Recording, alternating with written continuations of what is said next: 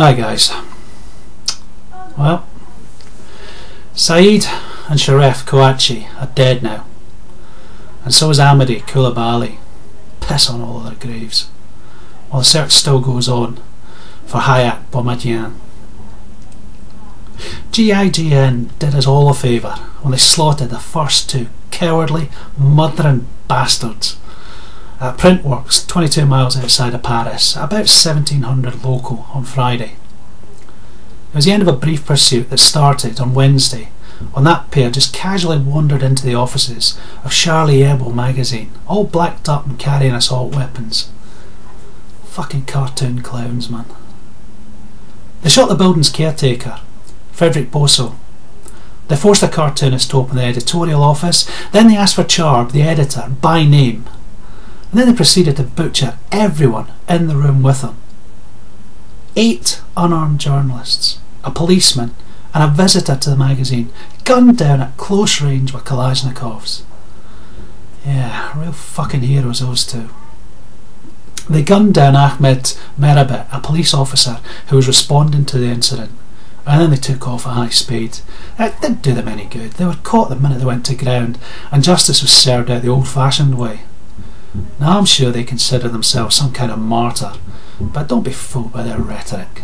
They're no different to any child throwing a tantrum when a brat hears something that it just doesn't like. It's almost inconceivable that they could imagine that any kind of violence, never mind mass murder, was an appropriate response to a cartoon. But they weren't alone, of course. Their boy Coulibaly, he was having a whale of a time murdering people back in the capital too. He did a policewoman in the back. He shot a jogger. No good idea why, although luckily that victim survived, which is something to be thankful for. He killed 4 hostages when he burst into a supermarket and started making demands for the brother's release. Well, they did him too. French security forces took him down at about 1715. Now his partner, Hayat Boumediene, she's still at large, but there's been a wave of arrests. And as of when I'm recording this, the French police have talked about 16 suspects being interviewed. There might be more arrests later. Look, people, how many incidents like this one do we need before we wake up? We're under attack, and we just don't seem to be able to recognise it. There's already commentaries in all the pink and fluffy press about how Charlie Hebdo was racist or Islamist, and somehow they deserved having 2 armed thugs burst into the premises and murdering them where they sat. Seriously, I mean, how can the two even be seen as remotely equivalent? We've already got laws to prevent racist or bigoted attacks making it into print. That angle's already covered all over the Western world, for fuck's sake.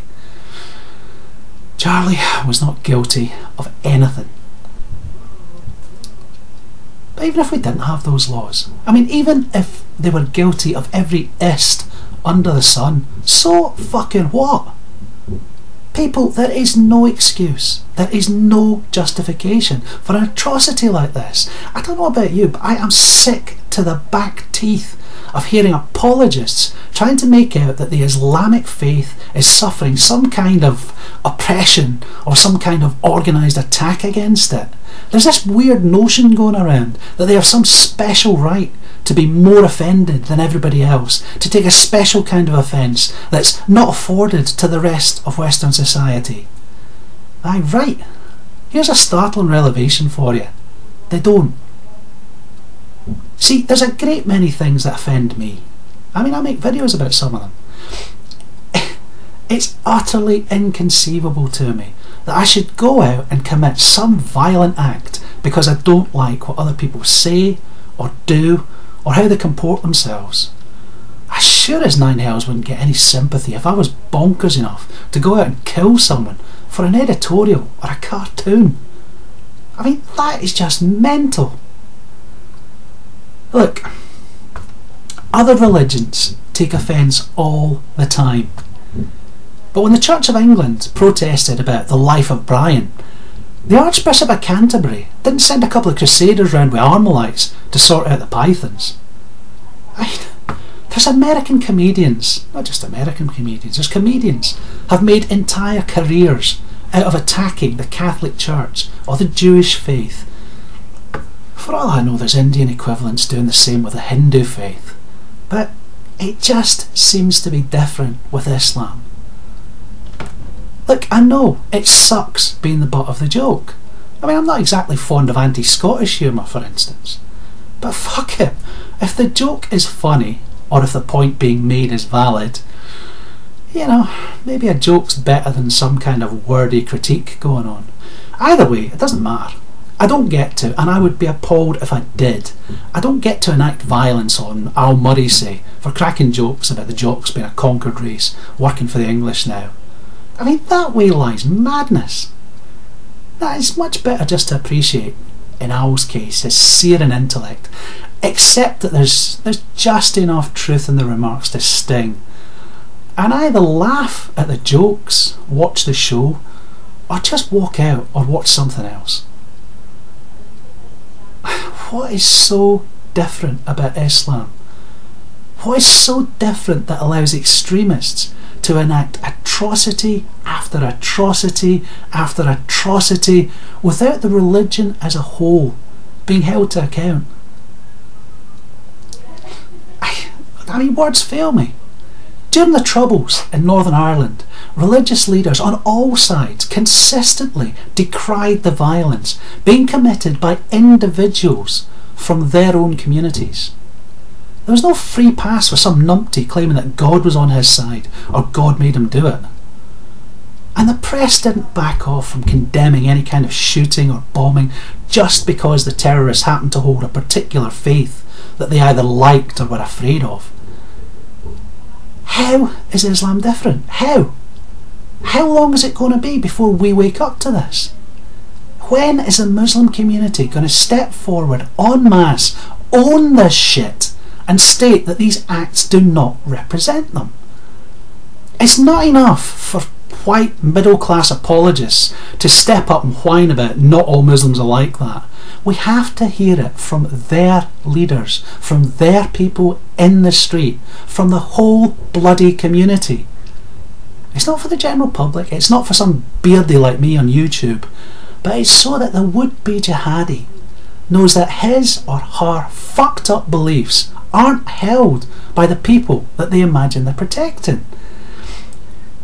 In Britain, when Lee Rigby was run down by a car and then hacked to death while he lay critically injured on the pavement, the only condemnation that came from British Muslim leaders amounted to a handful of supposedly moderate leaders using the experience, using the opportunity to whine about British foreign policy. And there's a link down below, check it out if you're interested. It's not enough. Bad shit is happening in a land far, far away.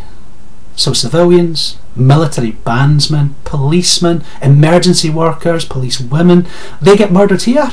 No. Just no.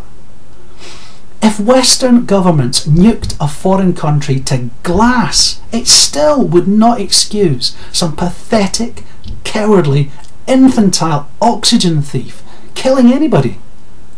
And never mind that the Western governments are taking astonishing measures to minimise civilian casualties when they act.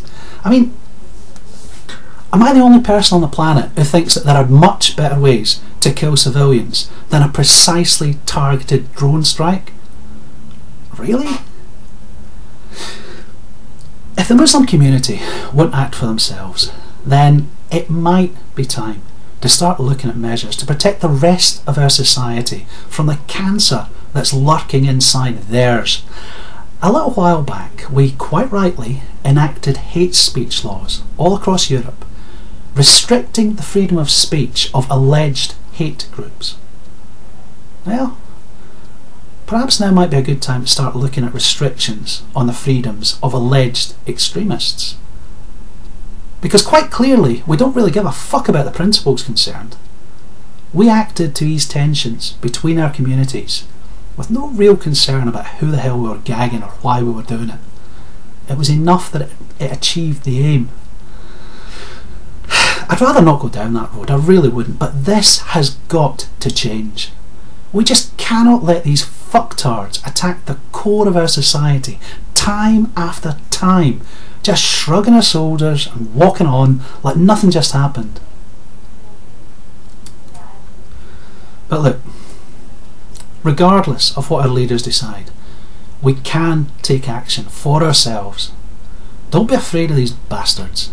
You stand up, you'll be counted. Now, I'm Charlie. How about you? Laters, people.